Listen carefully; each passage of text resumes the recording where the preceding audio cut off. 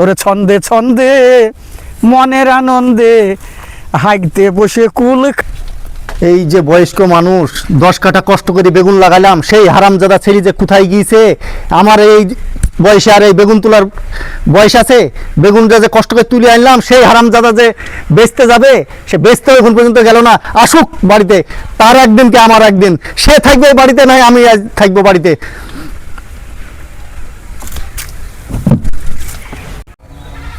কি হয়েছে গো আব্বা, এত চিল্লাচিল্লি করছো? সকাল থেকে ডাকছো, এ বলছে ডাকছে, ও বলছে ডাকছে, ব্যাপার কি? কি হয়েছে?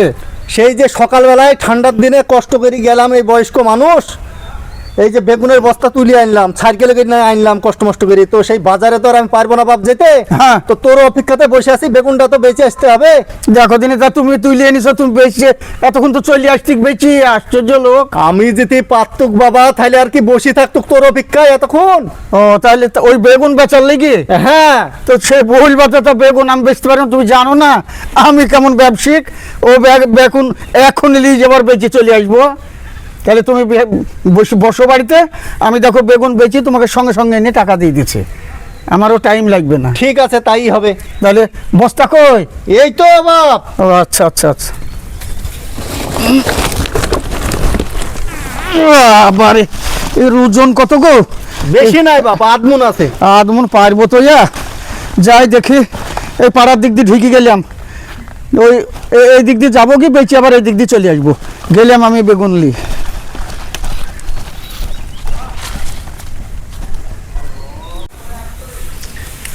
হারামজাদা ছেলে সকালবেলায় যে পাঠালাম বেগুন বেচতে, এখন পর্যন্ত বাড়ি আসলো না।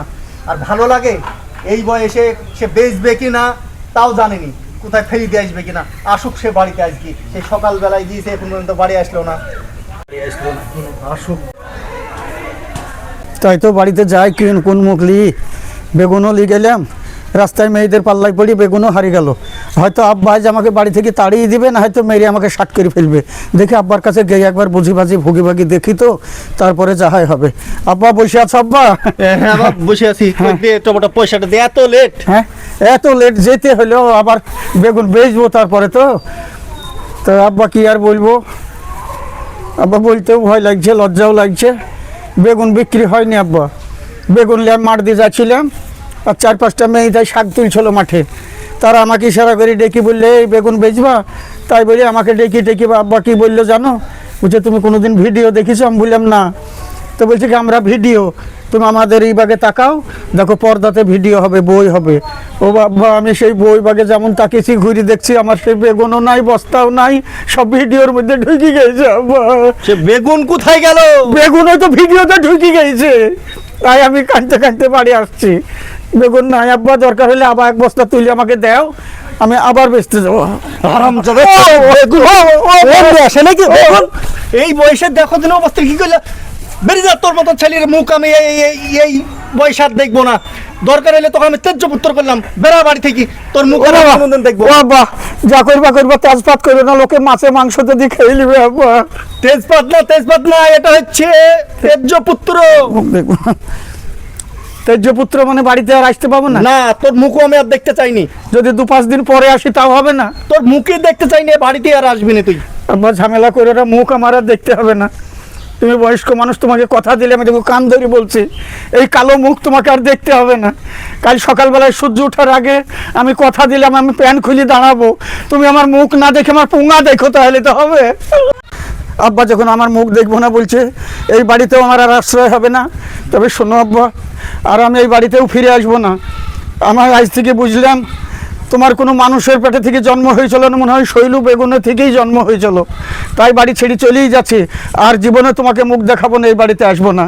বলি একবার বিদায় দাও গো, ফিরে আসি। একবার বিদায় দাও গো, ফিরে আসি। ওই না বেগুনের জন্যে করব ফাঁসি আব্বা, দেখবে ভারতবাসী। ওই না বেগুনের জন্যে করব ফাঁসি আব্বা, দেখবে দেশবাসী। একবার বিদায় দাও গো, ফিরে আসি। একবার বিদায় দেও গো ফিরে আসি। আব্বা আমার মুখ যদি না চিনতে পারো তুমি চেষ্টা করলে পাবা কিছুদিন পরে। ওই না 10 মাস 10 দিন পরে জন্ম নিব মাসির ঘরে আব্বা গো। 10 মাস 10 দিন পরে জন্ম নিব মাসির ঘরে আব্বা গো। চিনতে যদি না পারো গো আব্বা গলায় দেখো ফাঁসি। ও তুমি চিনতে যদি না পারো গো আব্বা গলায় দেখবা ফাঁসি। একবার বিদায় দাও গো ফিরে আসি। একবার বিদায় দাও গো ফিরে আসি। বাড়িতে তো আর এ মুখ দেখানো যাবে না, বাড়ি ছেড়ে চলেও এলাম, আর আব্বা তো বাড়িতেও ঢুকতে দেবে না। এই মুখলি কোথায় যায় কি করি ঠিক পাচ্ছিনি, মাথায় ঠিক নাই আমার। তাই মনে মনে ঠিক করেছি এই মাঠ দিয়ে সোজা ধরবো মনের দুঃখে। ওই দেখা যাচ্ছে বেলডাঙ্গা কাজিসা চিনির গম্বুজও দেখা যাচ্ছে। ওই স্টেশনের ধারে যাব, গেই দরকার হলে এই মুখ আর দেখাবো না।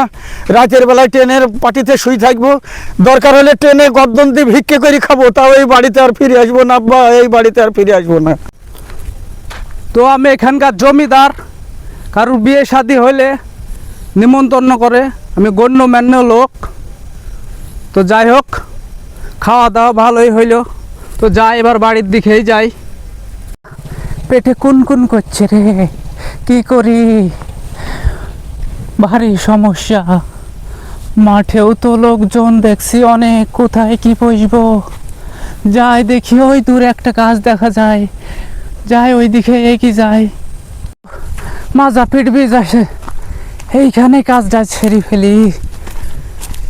রে বাবা গো, কাজটা এইখানে সেরে ফেলি, কেউ তো নাই ডানে বায়ে, এইখানে কাজটা সেরে ফেলি।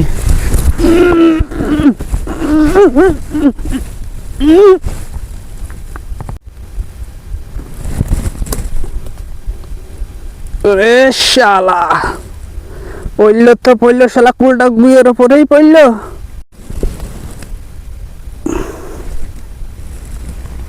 পড়লো তো পড়লো, কাঁচা গুয়েই পড়লো। তো কুল খেতে তো আমি খুব ভালোবাসি, যা হবে হবে। ডানে বায়ে তো লোকজনও নাই, তো আজকে কুলটা কি করি। কুলের ওপরে তো আমার অগাধ নেশা, এই কুলের জন্য আমি সব কিছু ছেড়ে দিতে পারি। এই কুল আজ যা হবে হবে। কেউ তো এদিক ওদিক নাই, ঝপ করে খাবো, পাক করে খেয়েই পালাবো।